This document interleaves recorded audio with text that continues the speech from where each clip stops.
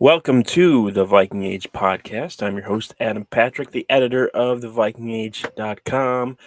And as always, I'm joined by my co host, Chris Schad, who writes for us here at the Viking Age, as well as zone coverage, Bring Me the News, the Brookings Register. Is there anything else? You're doing some hockey writing now, right, too? Yeah, I'm at Hockey Wilderness. Wild fans love me. So I'm sure. every So, once in a while, I drop a take and I don't know, the group chat's just like, are you okay? They're 5-0-2. And I'm like, we'll get to that in a minute. right. So welcome to the Viking Age podcast. If you're watching on YouTube, make sure to like this video and subscribe. Also follow the Viking Age on Twitter and Facebook or X or whatever you want to call it now. But yeah, we're coming here today after a Thursday night game where the Vikings lost 30-20 to the Los Angeles Rams, a team that seems to be on the come up after getting two straight wins now, and they're in the NFC West, which seems to be wide open. But the Vikings have lost two in a row now. They're 5-2.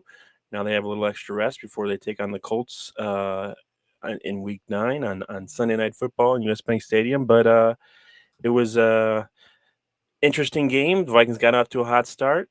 I think it was 14-all at the half, and then Vikings only managed to score 6 points in the second half, and the game ended on a egregious missed call by the referees. But that wasn't the entire story. But we're only going to do one overreaction for today, and we'll save most of them for Monday, so we can give ourselves some time to think. Maybe set back a little bit and catch our breath. But so we're only going to do one overreaction for today. So Chris, what was your initial overreaction from last night's results between the Vikings and Rams? It is funny you say we're going to do one overreaction, but I might do like 20 in this little rant. Just, doing a show. Typically we don't do a show less than 24 hours before the end result. Right. You know what I mean? Like when we do our show on, okay, maybe it's it's like 20, but like it's still fresh. Like the wound is still fresh and like the body's still warm. You poke it with a stick. You're like, what happened here? Like you can't look away from it. It's just like roadkill on the side of the road. But my biggest overreaction of all is that Viking fans need to calm the fuck down. Because here's a text I received from a friend in the closing one. Now, I want to be completely transparent. I didn't see the game live. South Dakota high school football decided to have their opening round of the playoffs last night, and everybody played. Even though teams that weren't in the playoffs still played on Thursday. So it was this horrible timing. I was pissed off the entire night. I totally get it. But a friend of mine sent me a text, and the first thing he sent was a picture of the 2016 Vikings schedule where they started 5-0. And then, we all know what happened there. Norv Turner took a swing at Mike Zimmer. No. It was a play calling sheet in his eye. No, yes. It was only the force of a car crash, but totally fine. But then his next text was, guess we will just settle again, like fucking always. And then I explained to him where I was, not really watching the game. And he goes, you weren't missing anything. We were awful, just always mediocre. And then he went on to say, I'm fucking fuming and everything else. There's also another tweet that I saw this morning. Friend of the show, Jason Harmon, at Jason777, if you don't follow him on Twitter or X or, again, whatever you want to call it. It's like a generation gap. He was at the game. And a gentleman came up to him with his Justin Jefferson jersey in hand and said, I'm done with this fucking team. Here's my jersey. They're 5-2. They're 5-2. Yes. And I feel like everybody jumped off the bandwagon because, oh my God. And look, I totally get it. Like it sucks. Last 2 weeks have sucked. Going that loss to Detroit, it was kind of like, sucks, but hey, you lost to the Lions. And I think everybody looked at the Rams and said the Vikings should smash this team. And with the information that we had on a short week, yes, they should have smashed this team. But you want to talk about little overreactions that I'm going to have baked into this thing?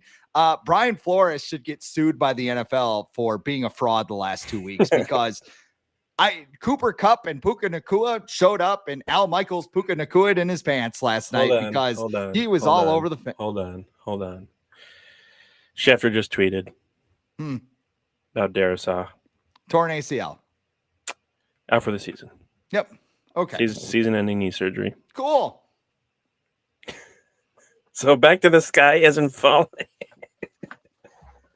I don't know, man. I mean, if there was a season to miss, this is the season. So I'm not going to get upset about this. Yeah. I'm not like the energy of getting mad and upset and burning your jerseys and everything. It's not worth it. We all know this is a long-term plan. And you started the narrative in the NFL can change quickly. You can go from, hey, rebuilding year to 5-0 and we got a shot at the Super Bowl and whatever. And you know what, too? I know Darisaw is a big loss. I understand that. David Quisenberry is not at the same level, but you know what? It's just, if they go out and they lose the next 3 days, or next 3 games, I should say, then you could freak out. You can pull up your 2016. You can do all of those things. But you know what? This is still a good team. This is still a really good team. I think even the backup levels, they do pretty well. So I don't know. You want to cry about Christian Darisaw, I guess? Like that's apparently what we should do. Actually, let's just cancel the entire show because this team sucks and it's not worth our breath anyway from everybody I've heard. Like it pisses me off because it's just like, what did you think would happen this season? Did you just think we were going to go 17-0 and win the Super Bowl? And we were going to just crush Patrick Mahomes. We weren't going to beat him. We were going to leave him bloodied, battered. Taylor Swift would write a song about it. Travis Kelce would just be, I don't know. He'd go off about it. He would just be like, I don't want to play football again, bro. I don't even want to talk about football. I'm going to go star in a guest expose movie, Grotesquerie. Like it's mystery. And then, who's the killer? And hey, bro, what's up? Travis Kelce. I got some Honey Nut Cheerios, some Cocoa Puffs, and some Cinnamon Toast Crunch mix in this. I am unhinged as all hell for this episode. So I apologize, but I'm upset. I'm just as upset as everybody else. I don't understand why everybody just wants to bury this team all of a sudden. Well, let's look at it this way. Before the season, how many people do you think had this Rams game as a loss? I would probably say 95% of Vikings fans. Yeah. And it's different circumstances, going into the game, the Rams aren't as good, and then the Vikings are better than we thought. But still, at the same time, you're like, they could trip up, and they did. And the Rams got 2 of their best players back last night. One of which they didn't prepare for. Just want to point that out. Yeah, short week. On the road, coming off apparently playing the Lions is like playing the Niners now, where everyone loses after they play the Lions. So there were a lot of factors, and then Sean McVay's a good coach. He's been there for 8 years. He's only 38, but he's been with the Rams for 8 seasons. So like there were a lot of factors I don't think we took into account going into last night's game, where people were just assuming, the Vikings are going to come out of there with a win and they'll be okay. But they're 5-2. I would venture to say more than 80% of people before the season didn't think the Vikings were going to be 5-2 after this stretch. And, and injuries happened. Darisaw's out now for the season. I wonder if it's similar to the JJ injury, where they maybe could have done something to get him back this season, and the Vikings were more like, no, just shut it down. We'll get ready for next year. Let's not even pretend like we're going to force you to come back and re-injure yourself or anything like that. But I'll be curious to see what they do. Like if they go out and try and, trade for a left tackle, or they stick with Quisenberry, who did he go airborne at a couple times yesterday when he was on the field? I want to point out the only time I saw the game was condensed game. So it's whatever. Weird, the 3 third down penalties that kept Rams drives going, they didn't have replays on, but they had replays on just about everything else. Yeah. Every other penalty, but they did have replays on the longer version. Yeah. I mean, I was crunched for time because I was South Dakota high school but football. Yeah, and it wasn't a good performance by the Vikings. Like they came out firing, yeah, whatever. But like you're going against a bad offensive line. Brian Flores doesn't blitz as much for whatever reason against this offensive line, and he blitzes a ton last week against the Lions when Jared Goff's like, you know, Peyton Manning when he's being blitzed this season. So that was interesting. And they didn't sack. I don't think they sacked Matthew Stafford once, which is insane because he's not mobile. Yeah. Well, Harrison Smith had him dead, or excuse me, Harrison Phillips had him dead to rights, in his and arms. he just, he just whiffed on him. He's great in the community, though. There's that for him. Oh man. But yeah, and I think I commented this actually on Jason's post that he had about that, and I said it was 5-2, and he responded like, like it's tough loss or whatever. I'm like, I didn't really have any expectations for this team going into the season. I still really don't, and I'm just kind of along for the ride. So last night I was just like, that was a good game. They lost, but and I was yelling at the TV and everything, but like at the end I was like, whatever. Well, and here's the other thing too. I think this is what's pissing people off is that the Vikings did not play to the standard they've established through those first 5 games, maybe even 6 games. So like they're 3 quarters and then lost the Lions. They played pretty well. So like you kind of just dismissed like, okay, bad Sunday, things happen. Excuse me. The bubbly got me a little bit. Things happen. And Lions are a good team. That's all right. We looked at the Rams. We saw no Cup, no Nakua, and we thought we should absolutely. I mean, what did I pick? 41-13 in my bold predictions. But they didn't play outside of their first 2 drives. They did not play well, and the defense didn't play well all night. Byron Murphy is still looking for all of the Rams receivers because I know he had an interception, but like they were wide open all night. Gilmore had a bad night. Shaq Griffin had a bad night. The front 7 had a bad night. Like, a lot of people have turned around and they look at the refs, the evil refs in their, face mask penalty there. Okay. One, the Vikings put themselves in that situation by playing like dog shit all night. And I think that's why people are upset. That's why people are jumping off the bandwagon. If they had played the same game that they played against the Lions and maybe lost on a last-second field goal, we'd all be mad, but we'd be like, okay, short week, Rams, we get it. Like all the things that we're kind of saying right now. It's the fact you lose Darisaw. It's the fact that you don't play well. It's the fact that the refs do wind up hosing you over at the end, which, by the way, Sam Darnold held on to that ball for 1 Mississippi, 2 Mississippi, 3 Mississippi, 4 Mississippi. Get rid of the ball, Mississippi. You're in the end zone, Mississippi. Face mask.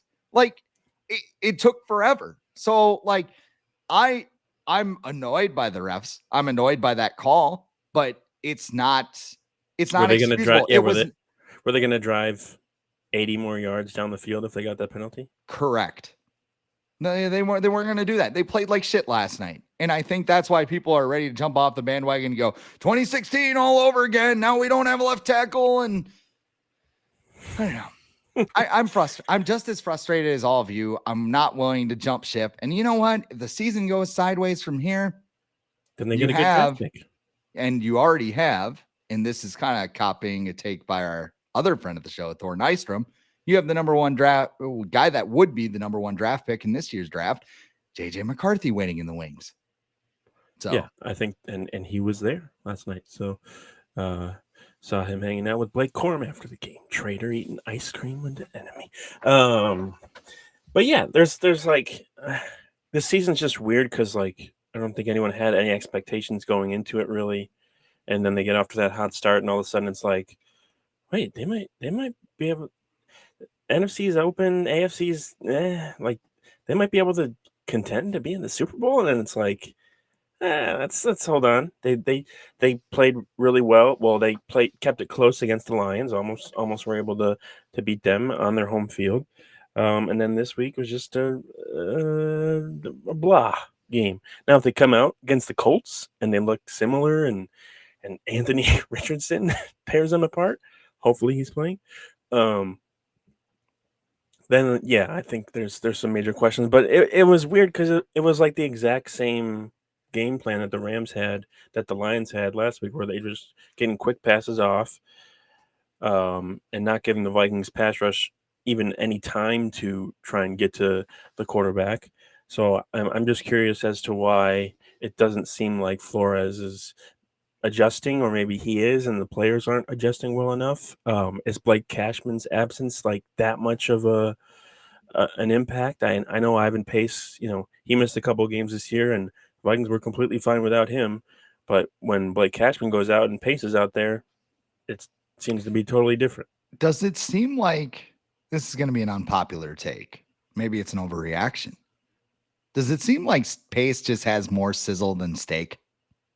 He seems a little in over his head this year. I would say that. I feel like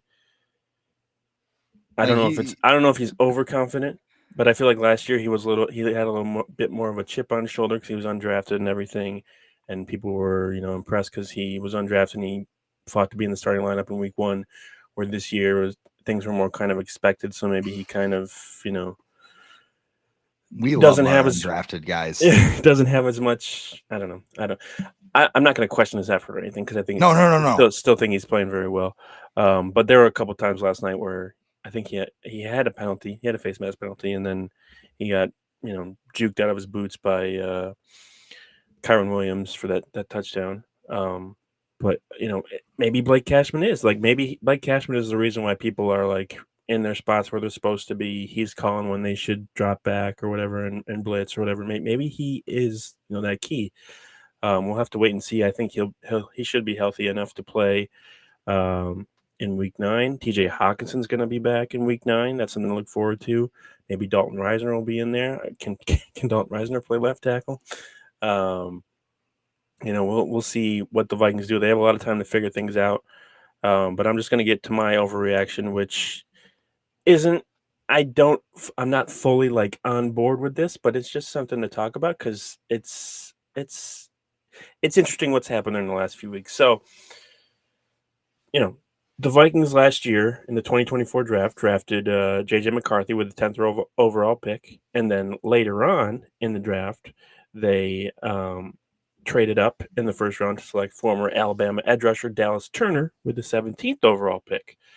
During the summer and the preseason, everyone raved about, how talented Turner was and he's going to make an immediate impact. I believe the guy who just got injured for the entire season gave a nice quote of, quote, holy fuck, when talking about Dallas Turner.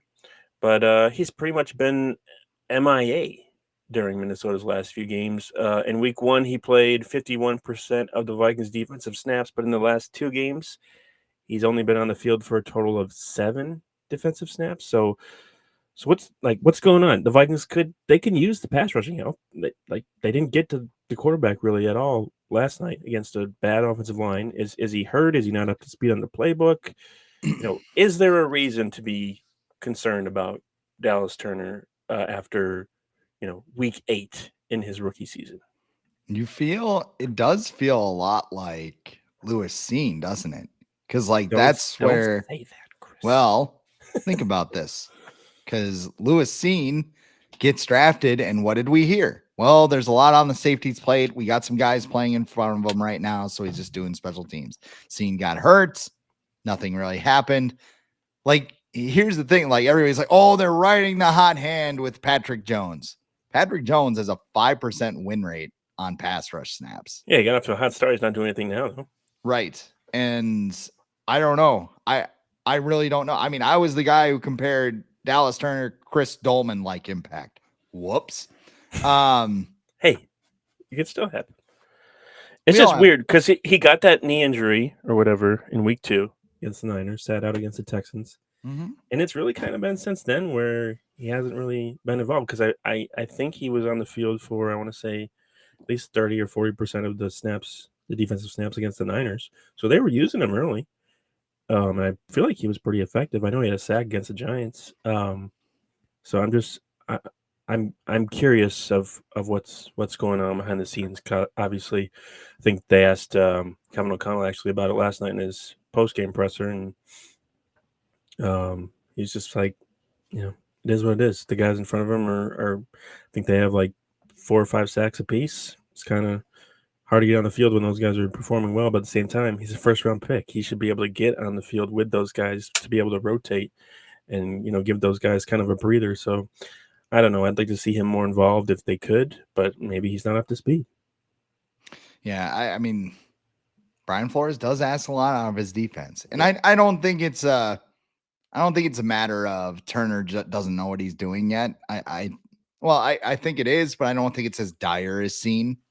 Like that's why the alarm bells are going off. Is Right. First round pick, and the Vikings did this too when they drafted him, where Kevin O'Connell had the meme where he's like, "Really?" when they got Dallas Turner, exactly. And now we're in week 8, and it's like he hasn't had a sack since week 1, and he can barely get on the field. So what's going on?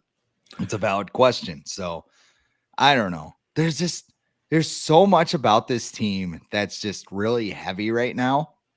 And like it does feel like they're going in the wrong direction. And maybe 3 games against shit teams. Well, I should be careful because we thought the Rams were a shit team, but you got 3 winnable games coming up. Yep.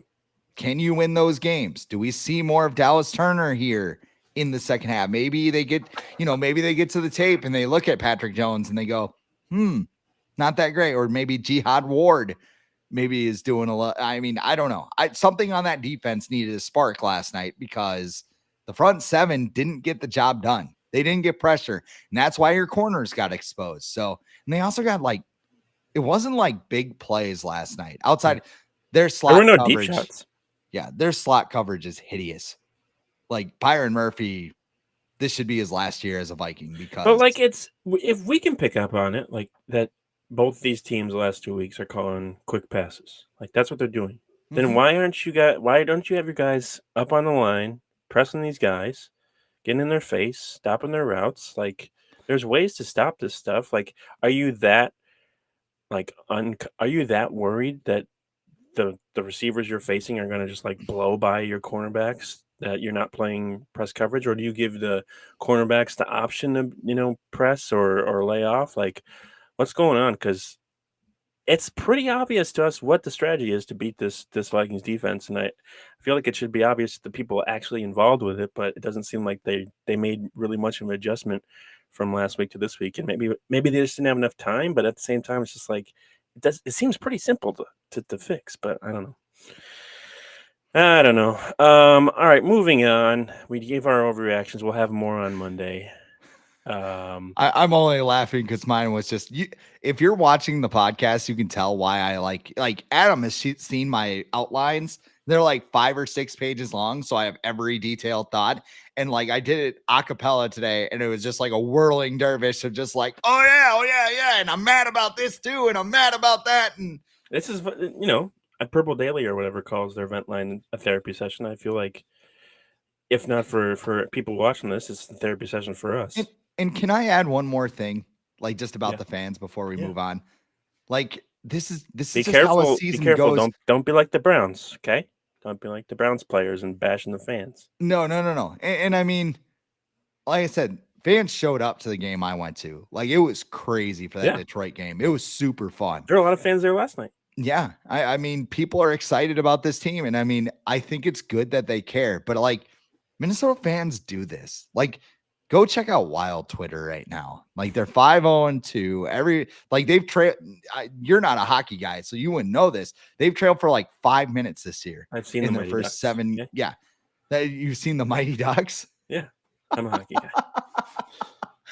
guy. More like they've trailed for 5 minutes in their first 7 games. Yeah. And like people are ready to put Matt Boldy in the Hall of Fame. And it's like, guys, it's a long season. But for sure. I will say I was more of a late 90s, early 2000s hockey person watching the, Avs and Red Wings, those rivalries, and the Ducks and Red Wings. Kind of fell out of it in college, but yeah, I grew up watching that. So when you're a kid and you see the goalies beating the shit out of each other, that's a real good Patrick Waugh, market Martin hockey. Berger, Scott Chris Stevens, Osgood. Scott Stevens destroying Paul Kariya, Dominic Hasek, the Dominator. Oh yeah. I remember. I lived in Rochester, New York, when they play the Stars, which is essentially like an hour away from Buffalo. So there's a lot of Sabres fans, and they were not happy about that.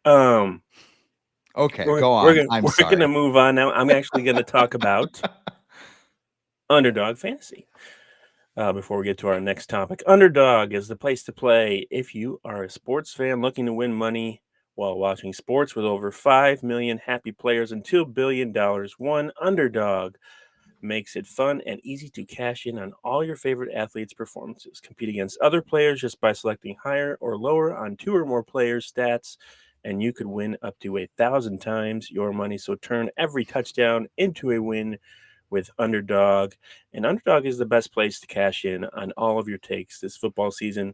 Which players are going off? Which ones are ice cold? Make your entries in just a few taps and turn your sports opinions into real money. Underdog has what's called vulture protection. So if you select a designated running back to score a touchdown and your pick'em entry, as your pick'em entry, and they get vultured, uh, Underdog will rescue your entry. And they also have a game known as Red Zone Rush, which is where you won't find anywhere else. You just pick whether or not a player will score a touchdown by swiping right for yes and left for no. Simple as that.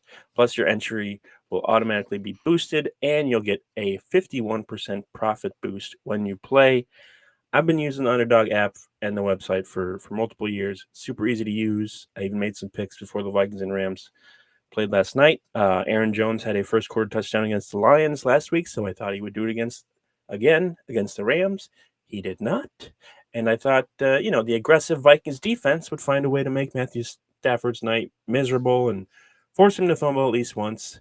They did not, and he did not fumble. So better luck next time for me. But the bottom line is, download the app today and use the code the age. That is one word, the age, to get up to $1,000 in bonus cash instantly. Download the app today and use the code the age to get up to $1,000 in bonus cash instantly. Select higher or lower on your favorite players and cash in on Underdog. Must be 18 plus, 19 plus in Alabama and Nebraska, 19 plus in Colorado for some games, 21 plus in Massachusetts and Arizona, and present in a state where Underdog Fantasy operates. Terms apply. Void in Colorado.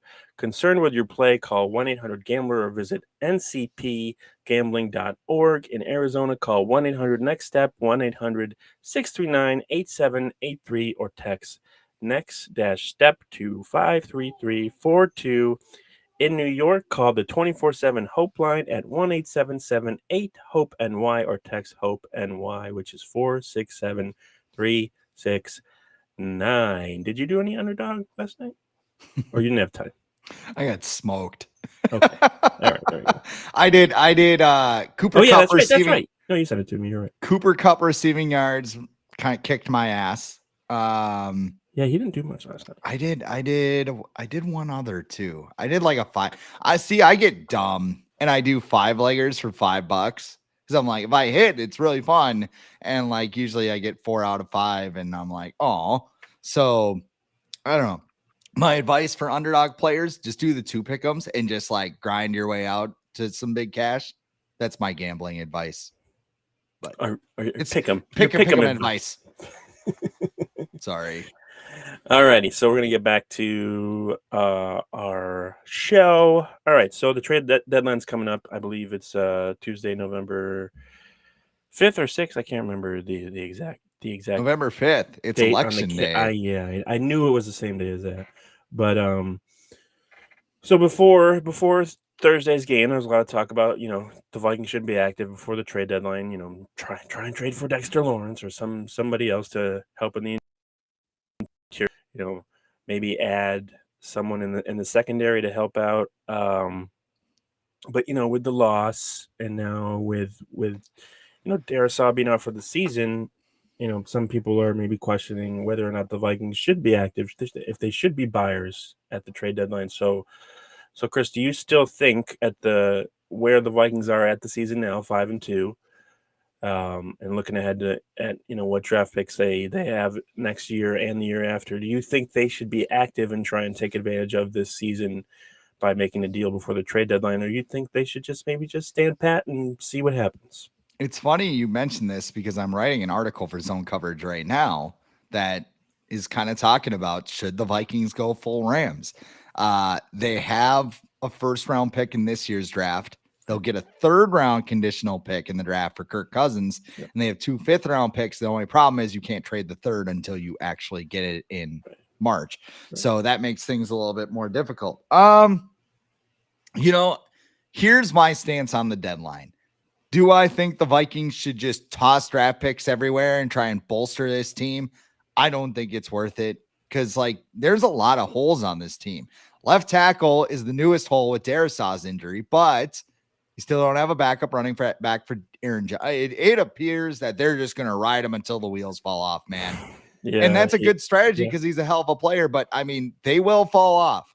I don't mean to be the negative guy again, but every time he gets the ball, I kind of tense up a little bit waiting for him to get hit because he takes some pretty big blows. And when he does get hurt for real, what do you have behind him? You have Ty Chandler, who the coaching staff. How many carries did he have last night? I don't know. Did he get anything? I don't remember it. I think he was in there for a little bit. I think he might have had 1 or 2. Yeah. It's just they don't trust him. I'm going to assume Cam Akers is going to have a bigger role when they come back in week 9. I would hope they need somebody to carry the load a little bit because they cannot give Aaron Jones 25 touches a game or whatever it was and hope he lasts the rest of the year. So you need that. You probably use a corner. You could probably use a defensive tackle. You could probably use a guard. We saw that.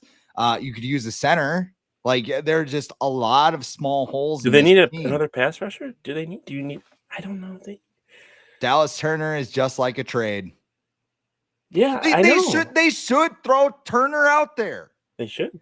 That's it. All right, sink or swim, dude. But when you're 5-0, you're not gonna make it. Maybe that's one of the adjustments they make after the mini bye. I don't know. I'll tell you what they're not gonna do.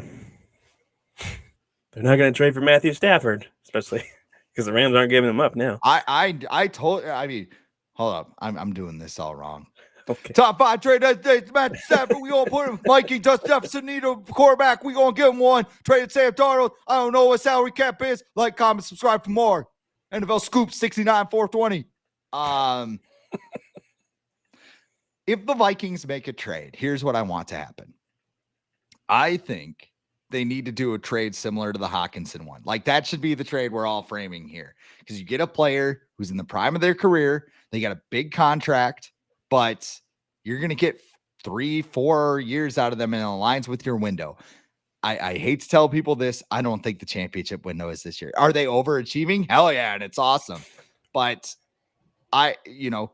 if Dexter Lawrence works out and you can work out a trade, I would love that move. If you trade your 2025 first, maybe a couple 2026 picks. I don't know if you do 2 firsts. Because here's the other thing with these draft picks. Yeah, the Vikings are one of the oldest teams in the NFL. Yeah. It's hard to know that right now, but a lot I think of the Harrison guys, Smith and Stephon Gilmore kind of and they bring it up, yes. Bring it up, yeah. But you're also going to lose some of those guys. Cam Bynum is going to be a free agent. He's not going to be cheap because the safety market has exploded. Should have extended it. Yeah, exactly. And Cam Bynum was smart for not signing an extension because now the safety, it's all right, well, let's see if I can get paid. What's the safety market though? Was he going to make $15 million a year? That's still pretty damn good. It's better than the running back market. It is. There's a lot of holes to fill, and you need more youth on this team, especially with JJ McCarthy. So I still think wherever the Vikings end up in the first round, they're going to be a trade down candidate to get more picks and kind of take more bites at the apple. You can't, the full Rams philosophy worked because they won a Super Bowl, but Matthew Collar mentioned this on Purple Insider the other day. If the 49ers intercept that pass right in the breadbasket, I forgot who dropped it, we're like, man, what a failure. This sucks. You don't want to do that again. Is that the guy? He sounds right. Yep. It's just it's a razor thin. It's kind of, Kirk talked about this. It's a razor's edge. There's a thin amount of error, and you don't want to give yourself that thin amount of error because if your team craters, and the Rams made the playoffs last year, but they were never a team that you're like, this team's going to make noise in the playoffs. The Vikings want to build a long-term contender that gets multiple bites at the apple. And I think unless you're trading for a Dexter Lawrence, maybe Jeffrey Simmons, I don't think any of these guys, If you want to do a 2026 late round pick for a, depth defensive tackle that can rush the passer, go for it. But I mean, I'm not going multiple for, I'm not beefing up this thing just to beef it up and try. Well, look at the Jets. Yeah. Look what they're doing. They're every week they're trying to just patch up holes, and every time they patch one up, a new one pops up over here somewhere. It's just like, you guys us all need to calm down. I know I just jettisoned Mike Williams last week, but don't worry, I won't do it with anyone else. Don't listen to the media. Just listen to me when I go on the media for an hour every week and talk about how the media. I love my team. I love my teammate. Hey, Aaron, can I shut the fuck up, Mike? I'm on the air with Pat. Didn't Devontae Adams already have like a speech or whatever? I saw that he had a raging speech or whatever. You know the funniest thing I saw? It was from some like Packer account, and it's like, why do Aaron Rodgers and Devontae Adams look like the text you get from your buddies announcing like they're getting married or they're having a baby or something? When Devontae was in the shot there, yeah, I've seen that. It's pretty funny. What was I going to say? Oh, somebody just suggested to me. Somebody sent me a message that the Vikings should go after David Bakhtiari for left tackle.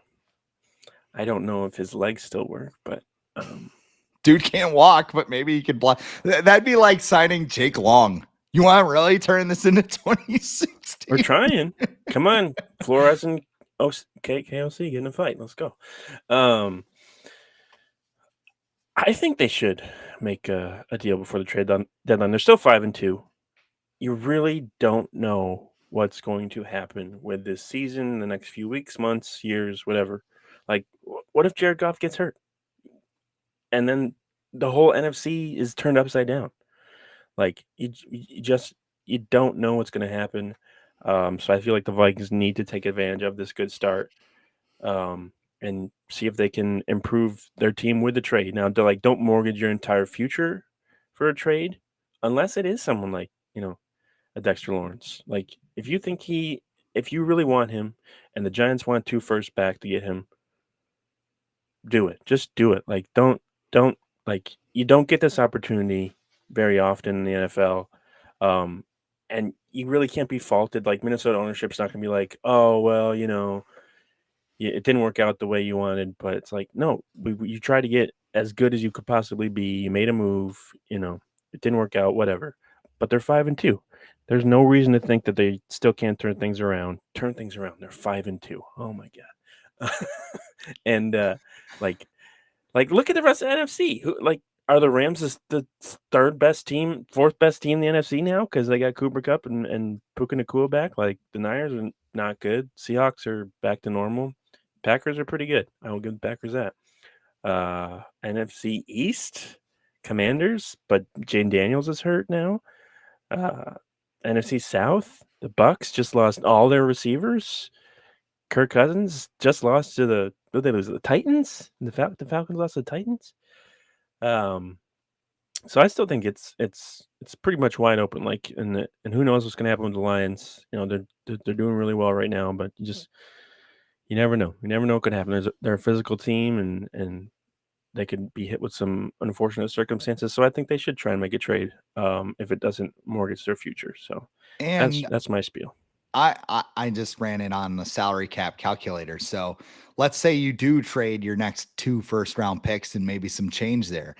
Adding Dexter Lawrence still has $3 million in cap space, according to Over the Cap. And next year, you still have $58 million in cap space to play with. So, like, if you need a corner, you can go sign one. If you need, the thing and was, he's going to give them like 9 void years too, whatever contracts he signs. So. Yeah, we're going to be paying for it until 2040 anyway. The Albert Bell contracts. The Bobby Bonilla. Yeah. Yes.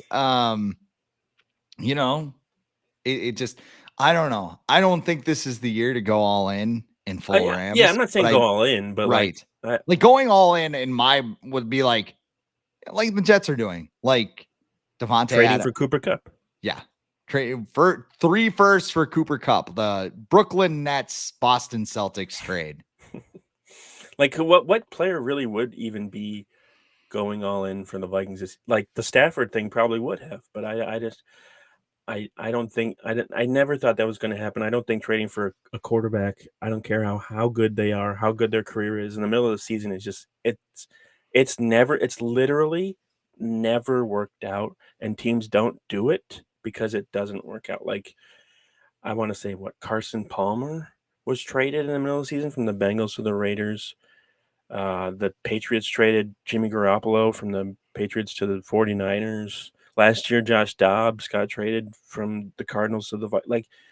It doesn't work out, and there's a reason why teams don't do it. So that when that rumor popped up, all it was a rumor that the Vikings were trying to trade for Matthew Stafford. I'm just like, why and why? It doesn't even make any sense. Like even if you don't think Darnold is the guy, like it wouldn't make sense to put give everything you have to get Stafford. And I just want to make a comment. So, like Chris Carey's in our comments right now. Thank you, Chris. Great name, by the way. He says 5-2 is a mirage. Look at the team now. Yeah, they're not in the great trajectory. I'll give you that. But he says I trade for Dexter, but we shouldn't expect this will change the trajectory Why they are not? going now. Like another fan who's just like, they suck, they're terrible, we're not gonna ever win a game again, we're gonna be 5-12. And if you are 5-12, maybe you get Travis Hunter. I don't know, but no, Ashton Genty. Ashton Genty would be. He's playing a big game tonight. He is. I'm hyped. I don't have anything to do tonight, so I think I'm firing that bad boy up. UNLV Boise State. Oh yeah. Classic Friday college football. All right. We're almost done. So we're gonna pick the rest of the schedule for the Vikings. We're gonna try and, help people realize that they're still gonna probably finish with a pretty good record, even without Darisaw. Which I know they're gonna have to make some serious adjustments with him gone for the rest of the year. But I think they can still do some things. So we're just going to pop this up on the screen over here, right here. Are we showing it? There we go. And move over a little bit so you can see all of our faces. All right. There we go. So we are through week 8 of the hold on, this mic here. Week 8. So weird. Of the 2024 season. The Vikings are 5-2. They have 10 games left to go. All right. So week 9. They're going to be home for the Colts. Sunday Night Football. Chris Collinsworth, Mike Tirico, bunch of this guy. Now here's a guy. What do we think?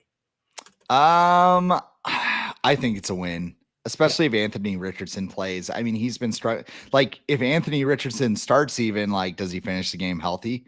So I would have a hard time. And like we said, it's not like the Vikings are giving up big plays with the exception of like that second quarter against Detroit. So I don't think Indianapolis has the offensive horses to crack this defense that Los Angeles did. So I'm going to go with a win. Yeah, they're a weird team. I watched them a couple weeks ago when they played the Titans, and like they were good with Flacco, but then obviously Richardson came back, and didn't they win? Who'd they beat? Did they beat the Browns? Is that who they beat? Colts. Or they beat themselves. They usually do most week. The Titans beat themselves. Will Levis, but no, they beat the Titans. Who did Jaguars or the Colts play last week? Did they play the Texans? Did they play the Texans? Oh, I'm the wrong person. When you go to a game, the rest of the NFL doesn't exist. Right. Yeah. All right. Well, we'll figure it out later. But yeah, if Anthony Richardson plays, which somebody said, I heard someone say the other day that this is really like his true rookie season, which I was like, yeah, that makes a lot of sense. But he's just I don't know. And then is Jonathan Taylor going to play too? That's a factor. But yeah, either way, I think it's a win for the Vikings. All right, moving on to week 10 at Tony Khan Field in Jacksonville against the currently 2-5 Jacksonville Jaguars. I think it's going to be a win. Yeah, the Jaguars are just dysfunctional right now. Brian Thomas is legit. I like him. Yeah, but everyone else on Jacksonville, there's just a weird vibe, and Doug Peterson's going to get fired. I think he saved his job with that win over the Patriots last week. And Jaguars fans aren't happy that he did. Yeah. So I was talking to someone this morning who was for the Jaguars, and I was like, so what are they going to do after the season? Because they're not getting a quarterback. Right.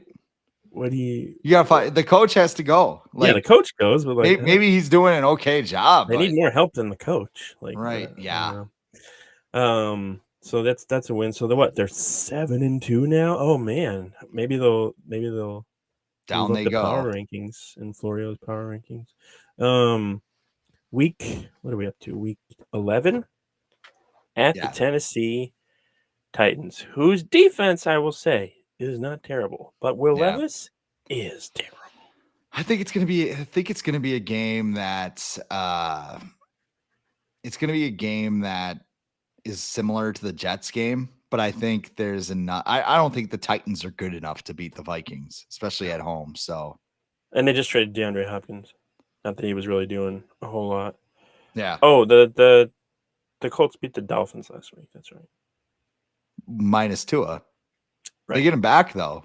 Dude will be eating applesauce in 3 I don't know years. why it's so weird. Like everyone's so excited that he's back now, and then, but I'm like, you still had Tyreek Hill and Jalen Waddle on the field when he was gone. Why couldn't they get the ball when he was? I don't know. But yeah, so that's a win. So they're up to 8-2 now, going into week.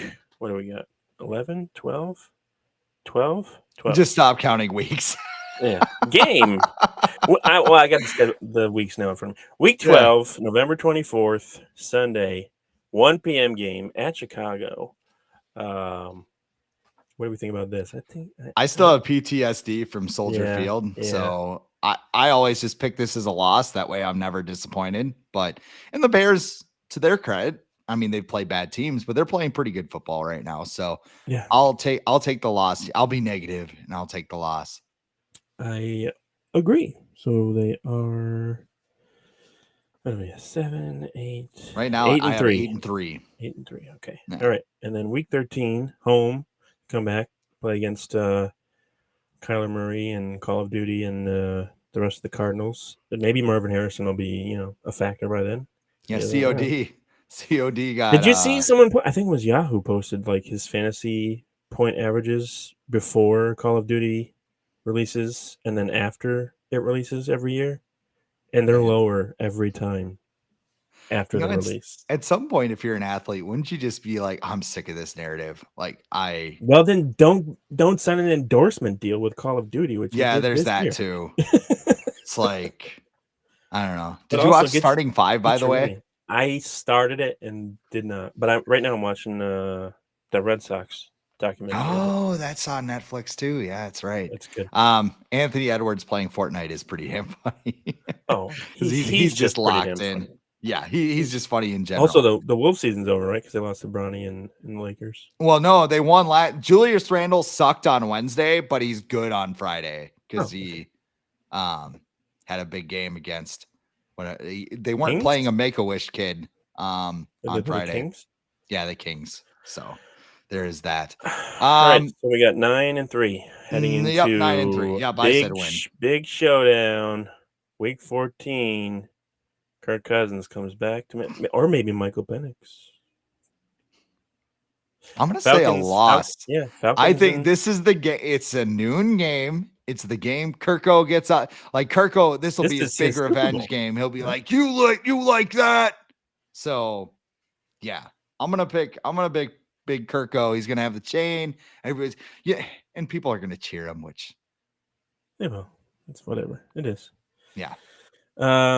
Yeah, I actually think it's gonna be a loss too, because this is Kirk's Super Bowl. And everyone's gonna be amped up to get Kirk his win because he was disrespected because the Vikings didn't give him guaranteed $150,000 $1 trillion contract that he wanted. So yeah, I'll mark it as a loss too. So we're up to 9-4. Yeah, sky is falling.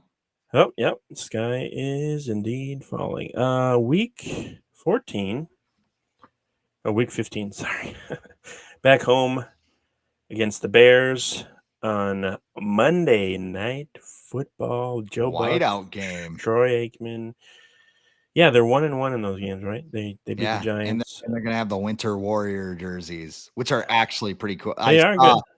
Even they're gonna have the white helmets. DH gate form, they're pretty cool. So I want a big boy one. And I think when everyone's all suited up, they'll look even better. Yeah. I'm gonna go with Win. a win. Yeah. Split with Chicago. Sure. Yeah. 10-4. Oh boy. I don't know. Collapse. And where's Josh McCown? He's ready to have this For collapse. sale signs going up in KOC's yard. Week 16 at the Seahawks, a place where I don't know if wins exist for the Vikings whenever they go there, but they're gonna go. I'm gonna say it's a loss. Yeah, me too. Seattle's not good, but that stadium's no joke. Man. It doesn't matter what their record is. It's like going to it's like playing the Bears. Like it's just a tough place to play. West, like it is about. It might be the furthest west you can travel in the NFL, and to Seattle, or just in the country, really. I mean Alaska, but yeah, continental United States. Okay, all right, that's fair enough. I do remember I went out to Seattle a summer ago, and it was so cool, like being on the thing. I'm like, I'm on the edge of the continent right now. Like I felt that way because, like, even too, I-90 runs through Rochester. But if you keep going down I-90 West, the end of I-90 is in Seattle. So I saw I-90 and I was like, oh my God. I get to like, I felt like I was real Oregon Trail, even though I mean, you were in San Diego. You were close to the edge of the continent there too. So yeah. Just went to Mexico and saw Lucha. All right, we're gonna stop there.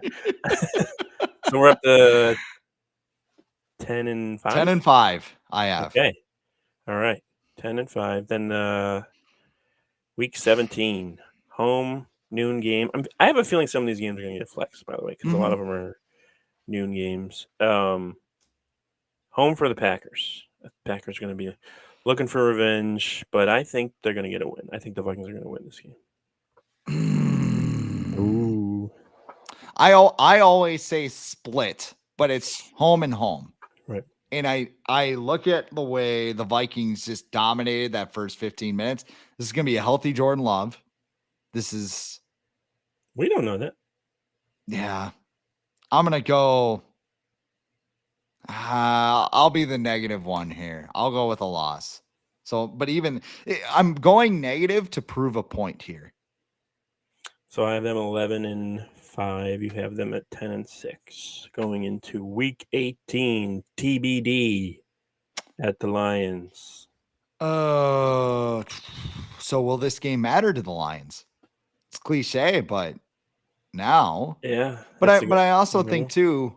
I think it will because they're going to try because you want to get the 1 seed in the NFC, so they're probably going to do everything they can to make sure that happens. Dan Campbell will probably and then offensive lineman at wide receiver and shit. Jared Goff leg will fall off in the fourth quarter. 10-7. So I'll say, yeah. All right, I'm going to say a win. They're going to go 12-5. So really, here's the thing: the floor is 10-7. Yeah, the floor if. Like things really unravel unless 9-8. like you start losing to Arizona or like one of the bad. Like I do think they win the next 3 games against Indiana at home, Indianapolis, same thing. Jacksonville on the road and Tennessee. Like you could run into a trap game with one of those road games, but I mean Jacksonville and Tennessee too. Big Viking fans are going to show up to those. Oh yeah.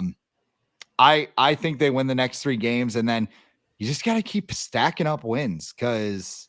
I mean, 5-0 gave you a pretty big bank. And if you're 10-7, you get in the playoffs, maybe you're a 7 seed, you go on the road. And hey, if you lose that game, you're kind of like, all right, well, thanks for the memory, Sam Darnold. Here comes JJ McCarthy to save us. I mean, I will say I'm happy that they are not home closer to Christmas. I don't know if that's kind of a Scrooge comment, but it seems like the past few years when they've played home closer to Christmas, they're just kind of like, blah, and they lose. Like I think the Colts game was pretty close to Christmas in 2022, and they had to make that big comeback. Obviously, the Lions game was last year on Christmas Eve, and there's been some other games that have been close to Christmas where the Vikings came out and they're just totally flat. So, but that being said, we picked them to lose at Seattle. So, but yeah, 12 wins I think is probably the ceiling, and then what? 8 wins is the floor. 8 and 9. 8 and 9 would be disappointing, though. It would be. Like that would really like kind of okay. What the hell happened here? But yeah, it would only be disappointing because of the start they got off to. Because I think a lot of people, did you think they were going to be 8-9 before the season started? I think a lot of people did. 8-9, 9-8. Yeah, about where they were. Yeah, so like It's just because of the start they got off of. So, and maybe they can be better, but like they're set up pretty well to still be pretty good. And then they'll, you know, the sad thing is they're probably not going to win the NFC North unless something happens to the Lions. So they're going to be a wild card team. They're going to be going to like Atlanta or Washington in the first round of the playoffs, and that'll be interesting. So they're probably not going to get a home playoff game, even if they make the playoffs this year. Yeah. I hate to be the guy that's like, well, playoffs sound fun because I've been like, well, but I mean, get in, see what happens. All right, good. I was hurting my neck there. Thanks for taking that off the screen.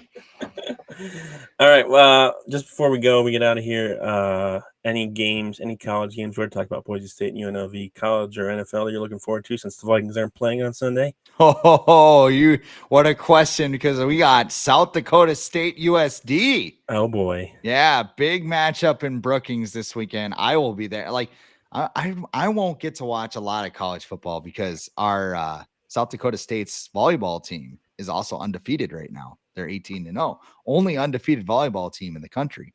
I know a lot of football fans are excited to hear that. I don't know, man. I'm excited for Sunday, just sitting down. I mean, when you miss Red Zone a Sunday, you're kind of like, oh man, I missed Red Zone. But now Sunday will just be kick your feet up, maybe do a little work on the side, watch Scott Hansen, enjoy Sunday. So Navy Notre Dame on Saturday. That's gonna be awesome. Wow. Well, it might be awesome, but I don't know. You never know with college foot. Like sometimes you get a ranked game and then it's like, oh, they're really kicking the shit out of these guys. There's some really good games. There's LSU, Texas A&M. There's Vandy, Texas. Yep. And what was it? Indiana, Washington. And Indiana doesn't have their quarterback. In terms of NFL, on Sunday, I will be looking forward to the Titans defeating the Lions and the Jaguars defeating the Packers. So looking forward to that obviously happening on Sunday. But yeah, I'll be watching Red Zone. Actually, I think I'm supposed to help out with the fan-sided Seahawks site, and I'll be watching the Bills and the Seahawks, which I think will be a pretty good game actually. It's in Seattle.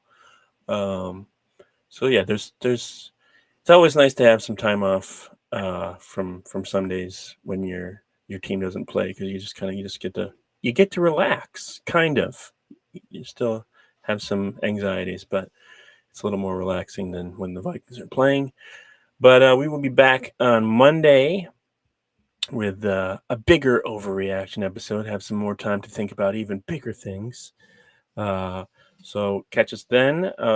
You can follow us you can subscribe to this channel on YouTube and like the videos and everything like that. If you're not subscribed already, follow us on Facebook on The Viking Age and follow us on Twitter in The Viking Age. You can follow me, Adam Patrick NFL, on Threads and Twitter, X, whatever you want to call it. And Chris, where can people follow you? At the real Chris Schad. You can do all of your negative. Just Google him. Commentary, like, Chris Carey, 5-5, more like 4-6. Josh Vale, CD out for the season now. Yeah, we heard. And then JST Jr. I don't know if he's related to.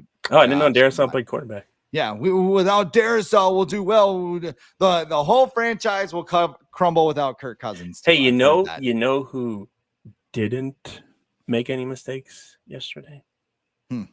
That would be our tribal chief, Mr. Will Reichert. He's perfect. Just gonna miss. Still perfect. He's just gonna miss, Adam. We're gonna go 5-12, and they're gonna move the franchise to Los Angeles. No, he's not gonna miss in the regular season. He's gonna wait until the playoffs to miss, Chris. Okay. But if he never makes the playoffs, then they'll never miss. Yeah. Alrighty. Until next time, Chris and I will catch all of you later.